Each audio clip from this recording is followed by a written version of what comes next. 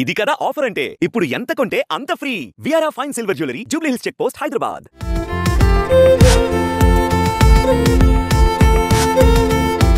ప్రణయ్ హత్య కేసులో కోర్టు తీర్పు నేపథ్యంలో ఈ కేసు మరోసారి హాట్ టాపిక్గా మారింది. అమృత ఇప్పుడు ఎలా ఉంది, ఏం చేస్తుంది, ఎక్కడ ఉంటుంది, ఆమె కుమారుడు ఎలా ఉన్నాడు? టెస్టుల కోసం అమృతను హాస్పిటల్కు తీసుకువెళ్తుండగా అతనిని హత్య చేశారు. ఆ టైంలో అమృత 5 నెలల గర్భవతి.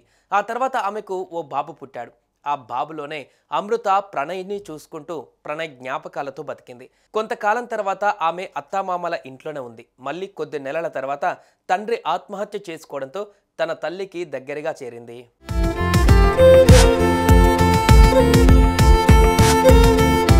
ప్రణయ్ ఇక రాడనే దుఃఖాన్ని దిగమింగుకున్నాక అమృత సోషల్ మీడియా ఇన్ఫ్లుయెన్సర్గా మారింది.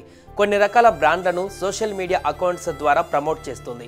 తన యూట్యూబ్ ఛానల్లో ప్రణయ్ జ్ఞాపకాలు, పర్సనల్ లైఫ్, కొడుకుతో గడిపే క్షణాలతో పాటు ఫ్యాషన్ రంగాలకు సంబంధించిన వీడియోలను పోస్ట్ చేస్తుంది. Insta, Facebook, Twitter, YouTube channel ద్వారా అనేక విషయాలను పంచుకుంటుంది.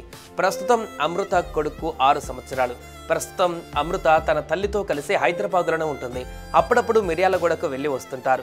ఇందుకు సంబంధించిన వీడియోలను అమృత సోషల్ మీడియా ద్వారా షేర్ చేసుకుంటుంటుంది.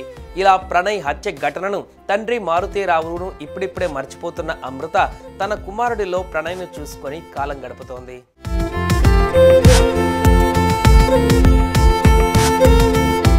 అమృతతో ప్రణయ్ది స్కూల్ డేస్ పరిచయం.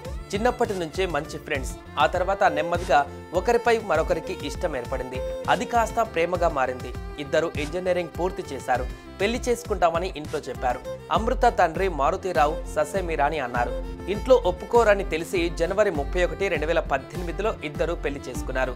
అమృత తండ్రికి రియల్ ఎస్టేట్ రంగంలో మంచి గుర్తింపు ఉంది. తనను కాదని పెళ్లి చేసుకున్నారనే కోపంతో తన పరువు తీశారని మారుతీరావు కిరాయి హంతకులకు సుపారీ ఇచ్చి ప్రణయ్ని హత్య చేయించాడు.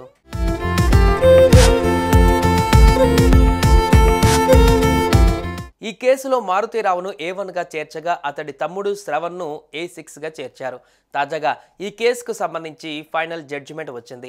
A1 అయిన అమృత తండ్రి మారుతీరావు విచారణ జరుగుతుండగానే హైదరాబాద్లో ఆత్మహత్య చేసుకుని మృతి చెందాడు.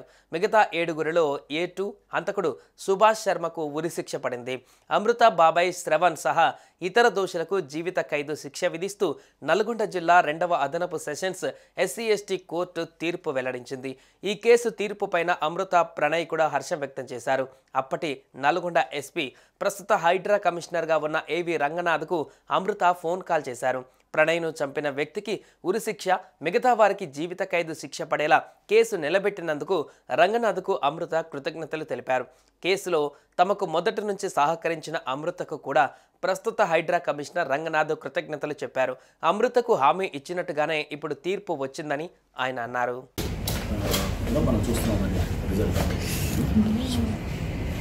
రైట్ అమ్మా, ఇదంతా మీ ఫస్ట్ నుంచి కూడా మేము డే 1 నుంచి చెప్తున్నాం, దానికి నిలబడి ఉంటామని. సో మీరు అదే మమ్మల్ని నమ్మారు.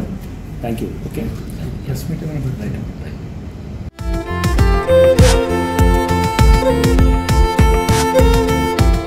సుమన్ టీవీలో మీ పర్సనల్ అండ్ బిజినెస్ ప్రమోషన్స్ కోసం కింది నెంబర్కి కాంటాక్ట్ చేయండి.